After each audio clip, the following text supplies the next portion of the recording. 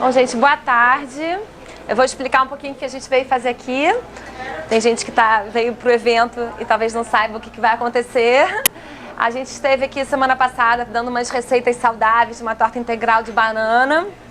E hoje a gente vai falar um pouquinho sobre alimentação infantil, dar umas dicas sobre alimentação infantil e fazer 2 receitas para criança. Então essa era a proposta do workshop de hoje. Eu sou nutricionista e a Ana também é nutricionista e formada em chef, coach, né, de nutrição, de Natural Chef. Então a gente veio falar um pouquinho dos ingredientes que a gente vai utilizar e da atenção e da importância da gente estar mais atento na alimentação que a gente está oferecendo para as crianças. Eu tenho participado muito de projetos em escola e tenho visto o quanto esse segmento está carente, né? As crianças estão se alimentando muito mal, o nível de sobrepeso, obesidade vem aumentando cada vez mais. Eu acho que as mães estão muito no mercado de trabalho, pouco em casa, né? Então falta um pouco esse cuidado, poder estar junto, poder estar mais atento na alimentação, acaba passando a bola muito para a escola, as crianças almoçarem na escola. E principalmente, né, a oferta que essas crianças têm hoje em dia de produtos industrializados, que eu acho que isso é o maior problema hoje em dia que a gente tem, é a quantidade de energia concentrada num pacotinho, digamos, de biscoito ou de alimento industrializado. Claro, o açúcar é o grande vilão, então o excesso de açúcar é um problema, o excesso de sódio é outro problema. Agora, existem problemas sérios e que têm criado muita alergia, muita intolerância, né? São causadores muitas vezes de câncer, que são os conservantes e corantes e aditivos químicos que são colocados nesses produtos. Então a gente tem que ter um super cuidado não só para as crianças, mas principalmente para a gente. As nossas células não estão acostumadas a esse tipo de produto, então elas inflamam e elas rejeitam e por isso certos problemas e doenças aparecem, muito por conta de conservantes, corantes, aditivos químicos. Então esses a gente tem que também ficar cada vez mais atento, procurar uma alimentação mais natural, conseguir ler rótulo, então a leitura do rótulo é fundamental. Conseguir ler o rótulo, entender os produtos que tem ali dentro. Se começar a ter muito nome difícil, né, ou números difíceis, é porque tem conservante, é porque tem corante. A gente tem que conseguir ler e entender o que tem naquele produto. Quanto mais natural, mais fácil vai ser de entender um rótulo. Então acho que esses são os grandes problemas que a gente tem hoje em dia. Aprender a escolher e a ler rótulo. A outra coisa é a questão da primeira infância, que eu falo muito nas escolas.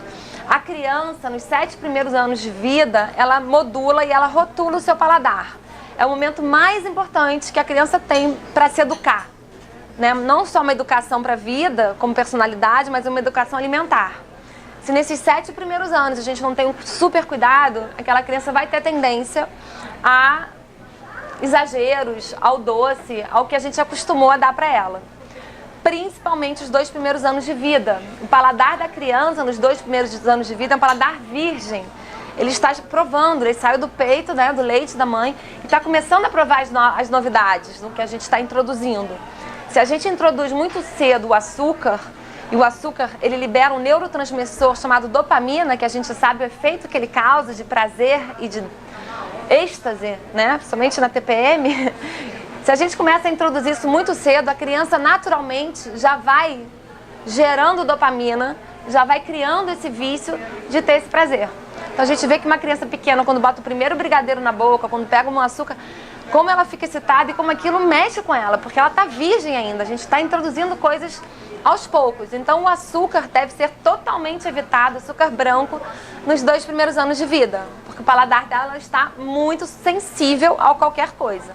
Então é o momento de tentar introduzir vegetais, né? Tentar introduzir o salgado, porque o leite materno ele é mais doce, então é mais difícil entrar com uma papinha do que entrar com uma bananinha. Então a gente tem que ter um cuidado nesses 2 primeiros anos de vida. Tem muita gente, um leitinho, começa a dar um achocolatado com açúcar muito cedo, dá leites que levam açúcar. Isso tudo interfere muito na alimentação e na educação e de que forma você quer criar e dar saúde para aquela criança. Eu falo que é um livro, é uma página em branco e a gente está realmente começando a escrever a história daquela criança. Então a gente tem que ter muito, muito cuidado nos 2 primeiros anos de vida e no resto de 7 anos, que é essa primeira infância. Geralmente com 3 anos, 4, a criança começa a rejeitar muita coisa. Por quê? Porque ela entra na escola, porque começam as festas infantis, porque começam a aparecer os doces. Então é um momento que a gente tem que começar a ser muito criativo e ter muita paciência, porque assim, é um momento que a gente precisa tá perto, ter paciência, porque a gente sabe, quem tem filho aqui, que é difícil, né? Tá sempre ali tentando incentivar, mas não desistir. A criança muda muito o paladar, tentar oferecer de formas diferentes aquele nutriente, mas saber que é um período muito importante para a vida dela depois. Isso tudo para dizer o quê? Que a gente resolveu fazer 2 receitas que não levam açúcar, mas uma delas leva um achocolatado, que hoje em dia eu considero um dos melhores do mercado e tem funcionado lá em casa, porque realmente é muito difícil tirar esse achocolatado de manhã com leitinho, que não leva açúcar. Não sei se vocês já ouviram falar desses adoçantes naturais. Tem o xilitol, que é o maltitol, o talmatina. Eles vieram mesmo assim para revolucionar, porque eles têm o mesmo poder adoçante do açúcar, só que eles têm a metade da caloria. E eles não têm esse problema de elevar tanto o índice glicêmico. Então, diabéticos podem então consumir, crianças podem consumir, gestantes podem consumir. Então, é um adoçante que hoje em dia ainda está um pouco caro, mas que em alguns momentos vale a pena, principalmente, assim, acho que no achocolatado, coisas que a gente dá com frequência para criança. Então, a gente trouxe esse aqui, cadê ele? Tem esse chocoqui e tem esse tem um de morango. É morango ou framboesa? Morango, e tem o de cacau. Esse aqui tem 33% de cacau e esse aqui é a polpa natural da fruta mesmo. Eles não levam conservantes, não levam aditivos químicos, não é a minha marca, não estou vendendo a minha marca, assim, não é minha, mas é porque é um produto que realmente eu acho que vale a pena a gente introduzir. Eles têm vitamina, 13 vitaminas, minerais, então ele é interessante. Além de ser feito com xilitol, estévia, talmatina, então são adoçantes naturais que podem ser oferecidos para a criança. Então a gente vai fazer a primeira receita. Ah não, a primeira receita não é o sorvete, a primeira receita é o pãozinho, né? Pãozinho. Então tá, então agora eu vou deixar a Aninha falar um pouco o que ela vai preparar pra gente e se apresentar melhor. Boa tarde. A gente vai fazer um pãozinho de aipim, que seria uma substituição para o pão de queijo, né? Que contém, você coloca geralmente parmesão, coloca vários ingredientes que não são bons para o dia a dia. Pão de queijo é uma receita atrativa para criança, é um bom lanche, às vezes de café da manhã. Então a gente vai fazer ele de aipim. O aipim pode ser substituído por batata doce, por batata baroa, não tem problema nenhum. Então vamos começar aqui a fazer ele. Eu já trouxe o aipim cozido, né? Então a primeira parte da receita seria cozinhar o aipim, né? Descascar e cozinhar. Aqui eu tenho 500 gramas de aipim. Vou colocar aqui. Aipim é um carboidrato que a gente chama complexo, que ele é rico em fibra, então ele é interessante para ser consumido tanto adulto como criança. Às vezes no meio do aipim ele tem essa fibrinha aqui e isso é legal a gente tirar, porque ela não vai desfazer bem. Então tem alguns aqui, só tem 2 e a gente O pão de queijo que a gente encontra, a maioria, né, do pão de queijo que a gente encontra no mercado tem muita gordura hidrogenada, né, e tem conservantes, então o ideal é que a gente consiga fazer ou o pão de queijo com queijo normal em casa ou um pão de aipim, que era uma boa substituição. Ou dar uma olhada no que a gente encontra no mercado que tenha menos conservantes, que a gente também encontra hoje em dia umas opções melhores. E essa receita a gente pode fazer uma quantidade maior e deixar congelado por 30 dias e ir tirando de acordo com o que você vai, né, com a sua necessidade, não tem problema nenhum. Eu vou amassar ele aqui um pouco. A gente pode amassar também com o garfo. Fazer um purê, né? Como se fosse um purê bem seco. Vou amassar um pouquinho já e colocar... aqui a gente vai usar óleo de coco, mas o óleo de coco também pode ser substituído por azeite extra virgem, não tem problema nenhum. Vai ser 1 xícara de óleo de coco. O óleo de coco agora, nessa época do ano, ele costuma endurecer. Então eu botei ele um pouco em banho-maria para ele ficar molinho, porque se eu botar ele duro aqui, vai ser difícil de eu conseguir misturar ele com a aipim, tá? Senta aqui, turma. Vocês vão ajudar a gente daqui a pouco. Mistura. O óleo de coco tem essa questão hoje em dia dele... Fica aqui, amor. Tá. O óleo de coco tem essa questão, né? As pessoas perguntam muito o que eu uso para cozinhar. Então, o óleo de coco, ele é mais resistente ao calor, né? É um triglicerídeo de cadeia média, ele libera energia aos poucos. Então, realmente, olha para onde a criança ataca. Pode comer chocolate? Sua mãe deixa? Pode. Você falou com ela? Pode. Então, o óleo de coco, ele é mais resistente. Então, tudo quando a gente for cozinhar, o ideal é colocar um óleo de coco ou até um azeite português, um azeite mais resistente ao calor. Porque se for muito... Ei, gente, que isso? Muito virgem, muito sensível, ele acaba oxidando. Pra que tanto? Então, agora a gente já misturou o aipim com óleo de coco. Vou colocar o polvilho doce. Vai ser uma xícara de polvilho doce. Vamos só mostrar como é que ficou, ó. É assim, ó. Fica um purê, né? Só do aipim com óleo de coco misturado.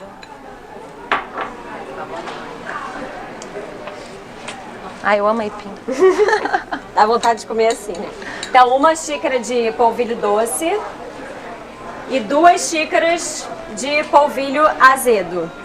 A gente vai mandar a receita para quem quiser também, vai receber por e-mail, eu pego o e-mail de todo mundo pra gente poder passar a receita depois. O polvilho, ele tem essa função de dar a elasticidade. A liga, né? E a gente não coloca queijo nenhum, vocês vão provar depois, vão ver que ele fica molinho, parecendo que tem queijo dentro mesmo. Esse polvilho é o especial? Não, polvilho, eles normalmente é só polvilho, não tem nada da demais. mesma marca. Mas é sempre bom ver o ingrediente, né? Porque às vezes você quer comprar alguma coisa quando você vê tem... Eu vou mexer aqui mais um pouquinho. Ainda tô com garfo, só para misturar. Vou colocar um pouco de sal do Himalaia. Vou colocar uma colher de sal. Vou colocar um pouquinho mais, porque aqui tem 500 gramas, tem bastante. E o sal do Himalaia, ele é um pouco menos salgado do que o sal tradicional. Hoje em dia a gente está tentando diminuir um pouco o consumo de farinha, né? Eu acho que a questão não é tirar o glúten, a questão é a gente estar consumindo muito carboidrato e uma farinha que está muito modificada. Então a gente tem criado muita intolerância, né, muita sensibilidade ao glúten, muito por conta do que a farinha hoje em dia leva. Se for uma farinha mais pura, com uma procedência boa, a gente não sente. Mas a maioria delas está muito modificada. Então tentar diminuir um pouco essa quantidade de farinha, principalmente farinha branca, sem fibra, tanto a gente como para as crianças, para ter uma digestibilidade melhor. Né? Acho que a gente é sensível a isso e as crianças também são.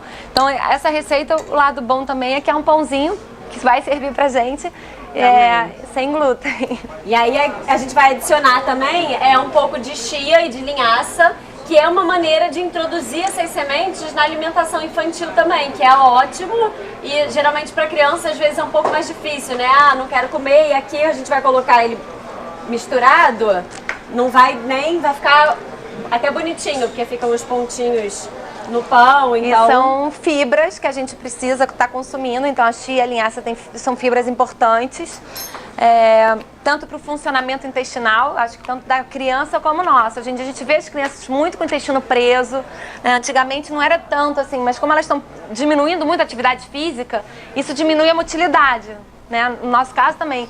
Quando você não faz exercício, você geralmente tem prisão de ventre. Qualquer exercício ajuda na motilidade, ajuda com que o intestino funcione melhor. Então a fibra, ela trabalha a motilidade e além do mais, o mais importante da fibra, e sempre que a gente comer qualquer coisa que tenha carboidrato, é que ela atrapalha a absorção do açúcar. Ela diminui a absorção do açúcar. Então diminui o índice de glicêmico daquele alimento. Então sempre que você botar fibra, você sabe que o açúcar vai chegar de uma forma mais lenta no seu sangue. Então não vai ter um pico de liberação de insulina ali. E isso é muito importante. Hoje em dia esses alimentos de alto índice glicêmico que acabam produzindo problemas como diabetes mais tarde. Porque o pâncreas tem que ficar o tempo todo secretando insulina para tirar o açúcar do sangue. Então a fibra tinha que estar sempre presente, sempre. E aí agora a gente amassa com a mão mesmo. Pra virar, vai virar assim, tá vendo? Porque com o garfo já não dá mais pra dar essa liga. Então a gente vai amassando mesmo com a mão, misturando todos os ingredientes. Às vezes eu sinto uma fibrinha aqui né, uma parte mais durinha do aipim, então eu tô tirando. Vai fazer as bolinhas? Chama de Vamos fazer as bolinhas. Claudinha, chama lá.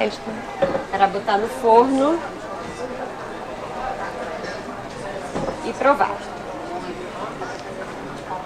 Uma opção legal, assim, para quem não quiser lavar a mão. untar né, assadeira, não quiser colocar nenhum tipo de óleo, são esses forros que eu geralmente utilizo, que você coloca aqui e aí não precisa colocar nada.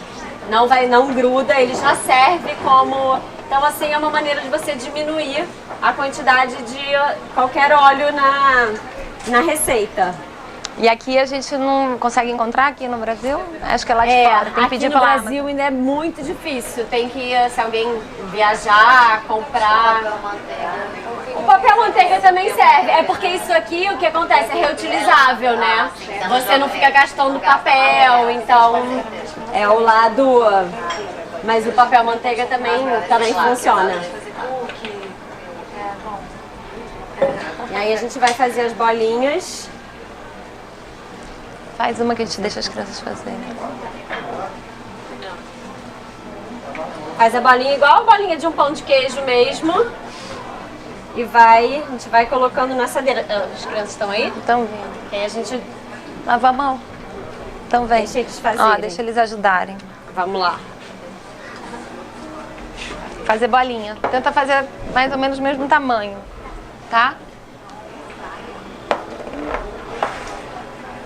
E roda assim, que nem brigadeiro. Então já é uma enrolou receita brigadeiro? super simples, né, de fazer, rápido. A gente levou 10 minutos fazendo. Você pode deixar tudo congelado e ir tirando. Só é importante depois que descongelar, não congelar de novo, né? Descongelar, pode deixar na... quero fazer amanhã de manhã, pode tirar à noite, fazer de manhã. Ou tirar congelado e colocar direto no forno também. Também dá super certo, não tem problema nenhum. A gente vai para a segunda receita? Vamos fazer, eu vou pegar lá as bananas pra gente fazer Aipim, com óleo de coco. a segunda receita. Linhaça, chia e polvilho. Ó, Vocês vão ajudar? chegaram os ajuda aqui, gente. A gente precisa, vocês lavaram a mão? Todo mundo? Então tá. Ó, tem que ajudar a fazer as bolinhas aqui. Tá. Faz mais ou menos isso também, tá? Vamos ver se vocês vão provar e vão dar uma nota pro pãozinho. Pão de queijo de aipim. É muito importante as crianças estarem sempre participando, sabe? Tentar tirar um sábado, um domingo, tentar fazer uma receita com eles, porque eles são curiosos. A partir do momento que você começa a colocar eles em contato com o alimento, eles querem entender como é que funciona, como é que cozinha. Você estava falando do chocolatado. O que você acha do tal da castanha? Você acha bom? É um leite vegetal, né? Que é legal, com achocolatado, mas eu não sei se ele leva açúcar. Acho que leva, não leva? Não sei como é que eles adoçam, tem que olhar no ingrediente.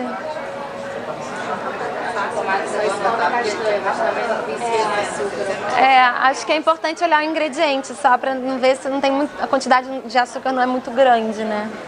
Aqui, olha, depois se vocês quiserem ver, eles falam muito sobre o que né, contém nesse Choco Kids, esse xilitol, né? Quais são as pesquisas que eles têm sobre esses adoçantes mais naturais. Então, acho que é importante pra gente realmente se orientar. Então, se quiser depois para provar.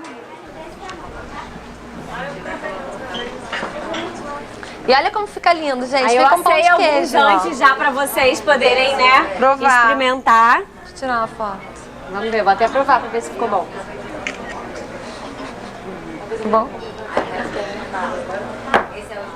É só assei antes pra dar a gente já tempo. trouxe pronto pra não... Capricha aí na bolinha, tem que ficar tudo parecido. Parece um pãozinho. Te dá. pro chão, joga no lixo. Quem quer provar? Vê se tá bom esse pão de queijo. Aqui não tem. Tá. A receita do sorvete é super simples também. Muito prática. Na verdade, a gente vai pegar... A gente usa as frutas que a gente quer. A gente escolheu a banana. Então, a gente tem que ter a banana congelada para o sorvete poder dar cremosidade. Então, a gente tira a casca. Outro dia a pessoa, mas não deu certo, a casca congelou junto. Eu falei, gente, tem que tirar a casca para botar a banana no congelador. Né? Porque às vezes você bota a banana inteira. Então tem que deixar congelado no congelador. Deixar congelado. Tá bom, pode ir. Então a gente congela a banana pra depois poder bater no liquidificador. Faz muita diferença, né? Ela Pode tem que congelar ela já picadinha, se quiser, ou inteira, tanto faz. Pode ser morango, pode ser qualquer fruta. A gente usou a banana aqui no caso. Aqui a gente vai colocar uma dúzia de banana.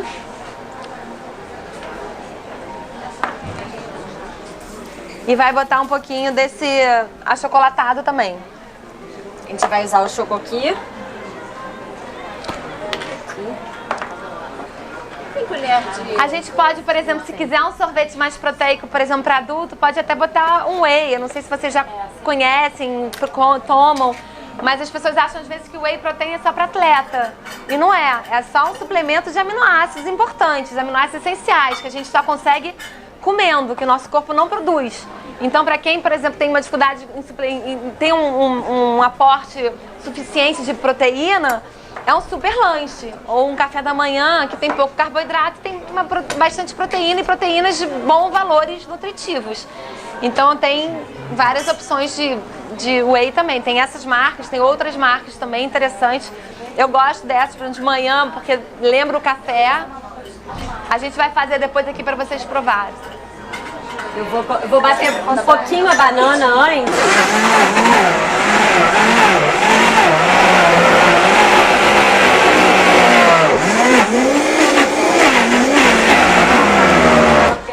E aí agora a gente já coloca o chocolate.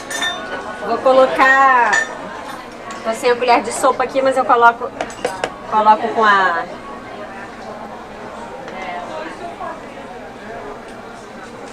Colocar uma só. E aí, bate. Pode botar abacate, né? Aí você inventa o seu sorvete, tá?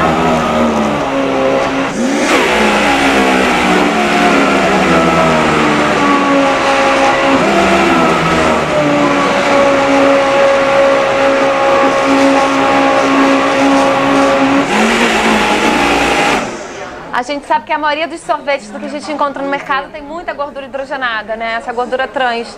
E é uma gordura que realmente é a pior gordura que a gente pode estar consumindo. Então o ideal é a gente tentar fazer sorvete em casa, ter um sorvete mais natural. Hã?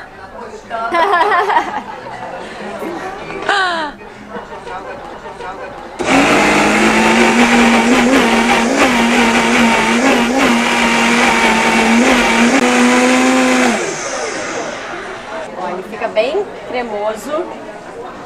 Aqui,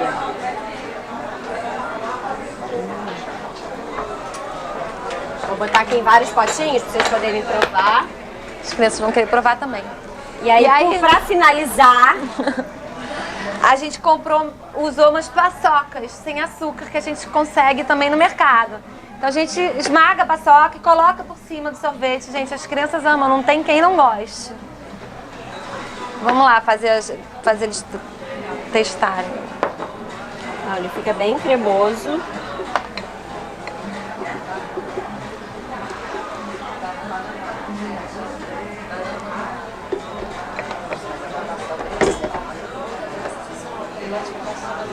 Não, e até pra gente, bonito, né? tá, Do sorvete de chocolate. Gente, eu costumo fazer isso, mas a minha sobrinha tem tipo menos de 2 anos. Eu boto esse whey, né, esse anti-sacal vegano. Será que tem problema ela comer? Eu nunca dou, ela quer, mas eu não dou comer. Botar whey vegano para menos de 2 anos? Mas, por exemplo, tem criança que que é desnutrida e que tem muita gente que indica whey. Então, assim, Só que assim, como não é minha especialidade, eu não vou falar para baixo de 2 anos, que é uma idade muito sensível, entendeu? Então eu nem me meto na área que não é minha especialidade. Chama as crianças para eles provarem. Acho que eles estão lá, vou deixar esse aqui pra eles provarem e a gente passa esses aí. Pode ser sincero. Bom ou não é bom? Você adorou?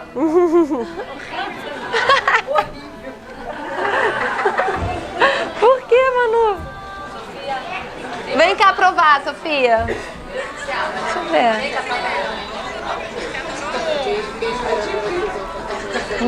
Tá bom. Prova, sorvete de banana com chocolate. Pega uma colher, Manu. Não querem nem provar. Eu vou provar, deixa eu provar. Não pode falar que é banana, tem que falar que é chocolate. Quem quer? Vocês provaram? Obrigada. Então, criança que faz exercício sente fome, então não tem muito mistério. Tentar tirar um pouquinho, né, do joguinho, das aulas todas que as crianças fazem hoje em dia e fazer a criança fazer, né, fazer exercício é importante. Mas acho que o que as mães mais querem saber é o que eu dou de lanche, né? Todo dia é uma briga. E assim, eu vejo com os meus. Sou nutricionista, mas assim, a Manu, a minha de 10, ela come de tudo. Mas ela tem horas que ela não quer nada, tá tudo ruim, né? Entra aquela pré-adolescência que, que saco, tem que não sei o quê. É difícil mesmo, a gente tem que estar sempre se reinventando. Não tem regra, né? E cada filho, cada família tem uma estrutura. Tem mães que não conseguem fazer ali o pão de aipim de manhã. Ou faz final de semana e congela, ou vai no mercado mesmo e comprar o que tem na prateleira. A maioria, inclusive. Então, o que tem no mercado de mais interessante? Então, a gente tem que procurar sempre, o que eu falo, são a leitura dos rótulos, porque tem barrinhos, vou falar marcas, mas supinos, né? Tem umas barrinhas que tem menos açúcar, dessas de nuts, né? Tem uns biscoitos que às vezes, por exemplo, menos corantes. Então você tem que olhar qual é o ingrediente ali dentro. É que na palestra eu consigo mostrar todos os produtos. Mas tudo bem, por exemplo, você vai comer um Doritos. Um Doritos tem muito corante. Talvez tenha outra opção hoje em dia no mercado. Só tentar diminuir os corantes e a quantidade de açúcar. Fazer um sanduíche, até que mesmo que seja com um pãozinho em casa, de requeijão com geleia, é melhor do que mandar biscoito. E é rápido de fazer. Um milho cozido, bota um ovinho de codórnia, né? Pra descascar lá na hora, na escola. Ovinho de codórnia, milho cozido, pipoca. Fruta, né? Tentar variar as frutas, mas frutas é importante. Às vezes até uma paçoca que tem um pouquinho de amendoim, dependendo da idade da criança, para ter o doce que ela quer ter. Né? E aí negociar. Pão de batata doce. Fica delicioso. E às vezes até vende em alguns lugares, tem lugar que vende. Tem lugar que vende já pronto. E assim, eu acho que é importante saber conversar e negociar com a criança. Olha, sexta-feira tudo bem, a gente libera o dia que você vai comprar lanche, mas os outros dias a gente vai sentar e vai organizar esse lanche. Tá bom? Então, a gente fazer isso na segunda, terça, quarta, claro, dependendo da idade da criança, mas é sempre bom trazer ela junto, sabe? Não obrigar. Não, hoje o lanche é esse, você vai levar esse lanche. Não adianta, a criança vai chegar, vai trocar, vai pegar o lanche da amiga. Então, assim, hoje, ou tenta negociar para que ela esteja levando um lanche que a gente considere ok, né? Ou então ela vai chegar lá e vai acabar trocando. Essa negociação de troca de lanche é puxada. Um bolo, às vezes fazer um bolo um pouco mais natural, né? Ou então comprar no mercado, tem uns bolinhos mais caseiros, você pode botar uma fatia de um bolinho mais caseiro de vez em quando. Então, assim, o que eu acho que a gente tem que tentar evitar são congelados, miojos, essas coisas que têm muito sódio, glutamato monossódico, né? Uma quantidade absurda de sódio, de conservante, de corante. Esses biscoitos industrializados têm muito açúcar, concentração enorme de açúcar. Às vezes a pessoa fala, quando eu levo na palestra, eu mostro, o que tem mais açúcar? Num mate, numa Coca-Cola ou num Guaraviton? O que vocês acham?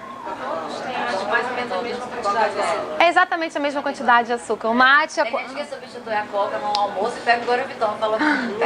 Ou então toma o mate, né?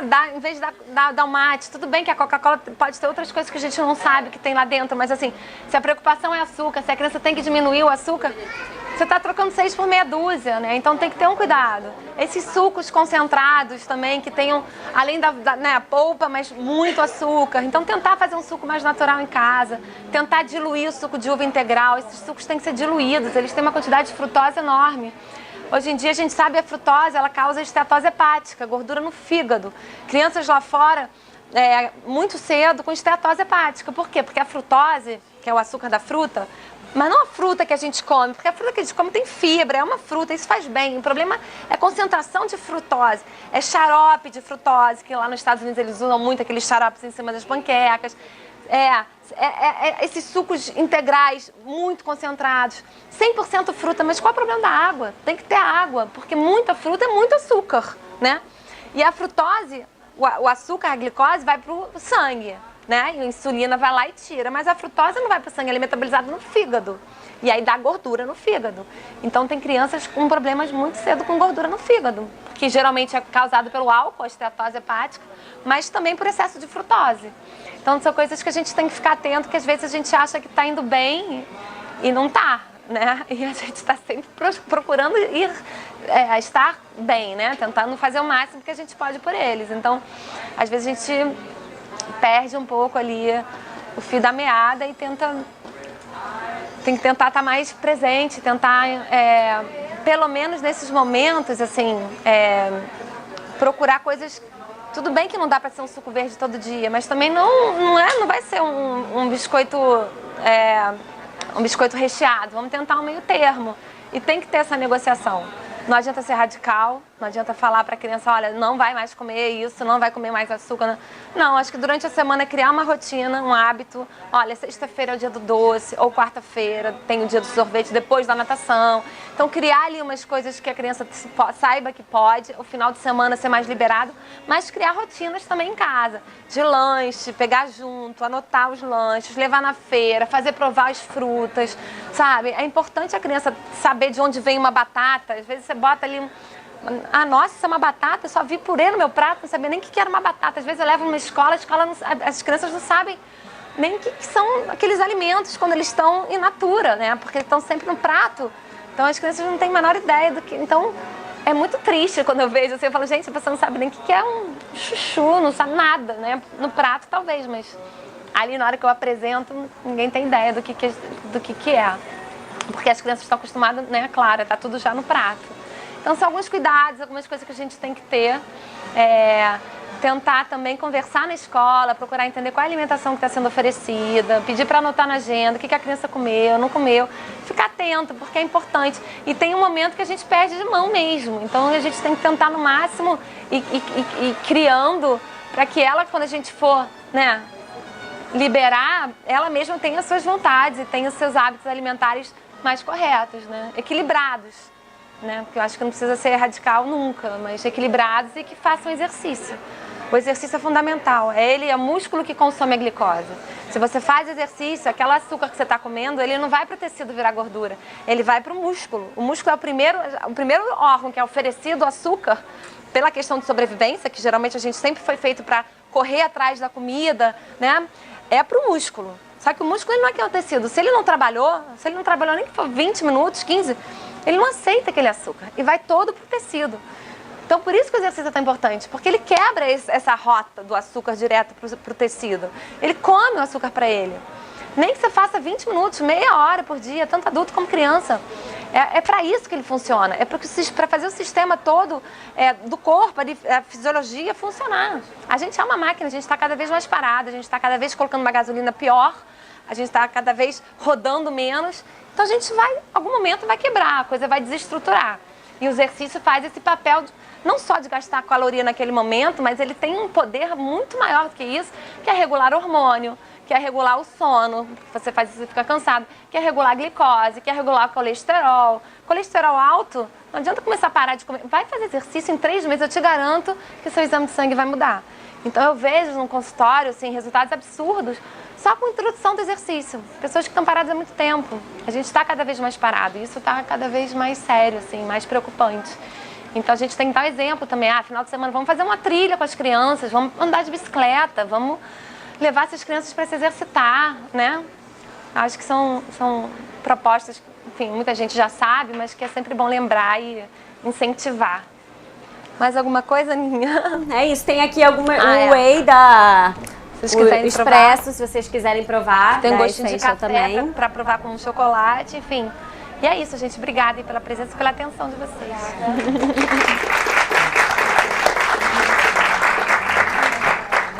Né? Ficaram ótimas as bolinhas. A receita, então, me dá o seu... Deixa eu anotar. Vou anotar o e-mail de vocês. A gente manda. Obrigada.